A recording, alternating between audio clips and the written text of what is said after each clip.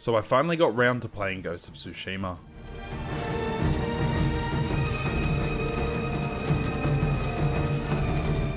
For those unacquainted with Sucker Punch's PlayStation exclusive, it's an open world samurai action game with stealth, exploration, as well as some of the best feeling and most impactful combat I've experienced in a long while.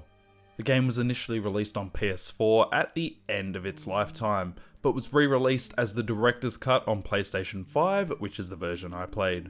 I also intend on making a video on the expansion, Iki Island, relatively soon.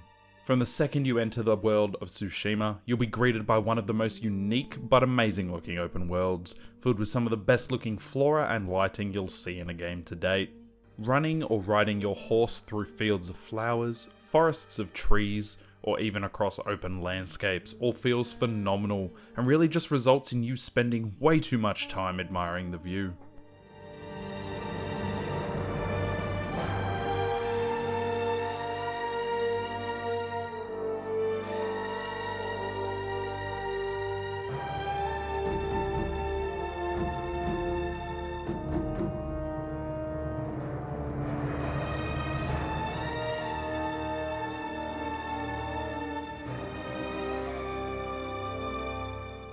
Despite the fact I spent about half my time playing just looking at the world and the different landscapes, don't let the amazing views and how good this game looks distract you from everything else it has to offer.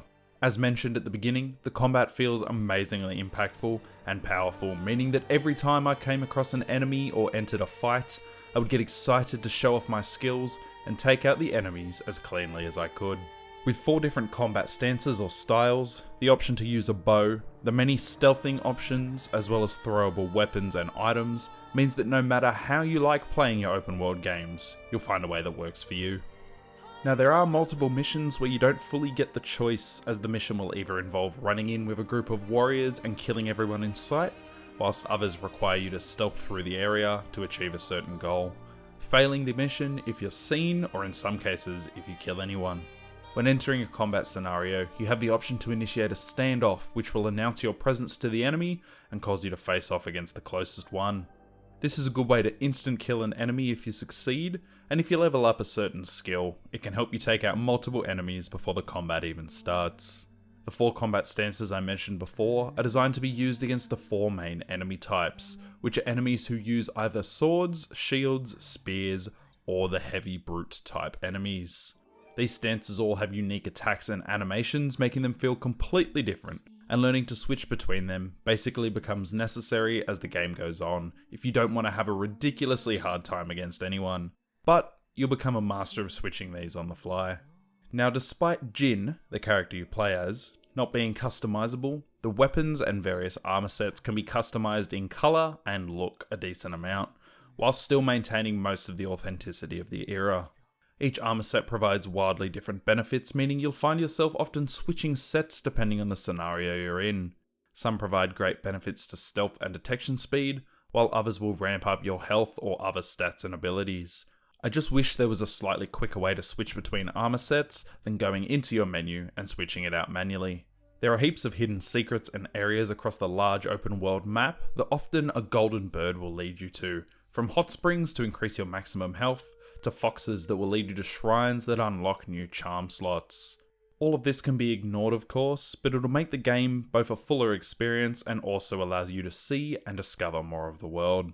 I found myself completing a lot of these optional areas and quests earlier in the game, but as I progressed, I lost interest in them and began to focus on the main story almost exclusively, as a lot of open world games have started to get a little stale these last few years. And in the last 2 months, I've played both Horizon Zero Dawn and Days Gone from start to finish, so the open world genre was getting a little bit stale. Now you do have a map that shows you where everything is and where hidden areas or items may be, but when an objective is selected on the map, you won't just get a large marker or compass icon pointing you where to go.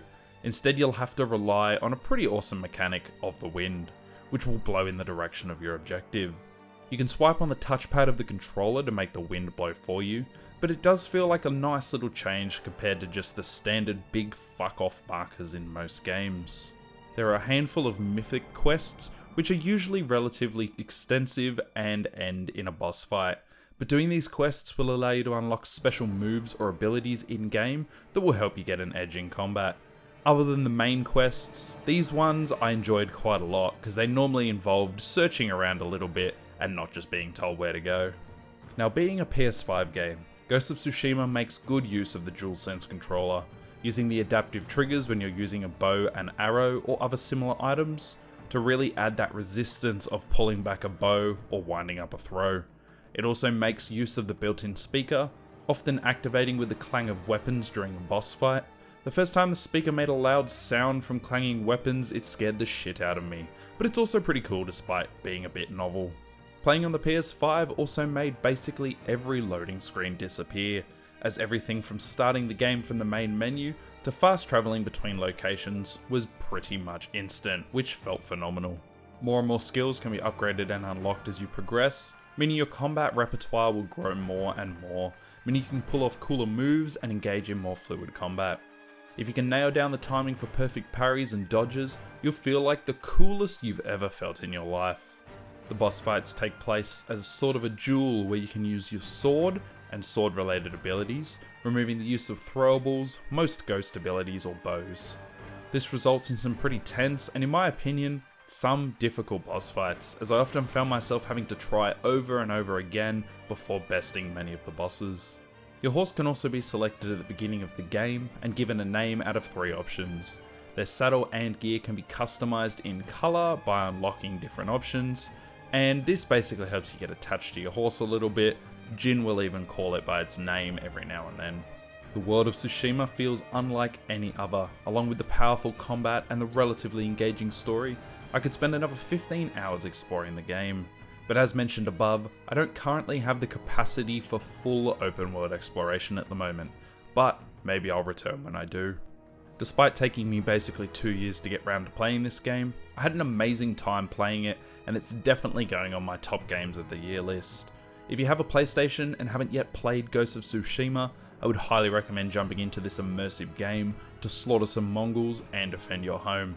And fingers crossed that it comes out on PC at some time, because that would look phenomenal in ultra wide. I hope everyone enjoyed this video on Ghost of Tsushima, as a slightly looser take on a review than the standard, but still hopefully useful and informative. As mentioned, stay tuned for a video on Iki Island, the DLC expansion for this game, and peace out.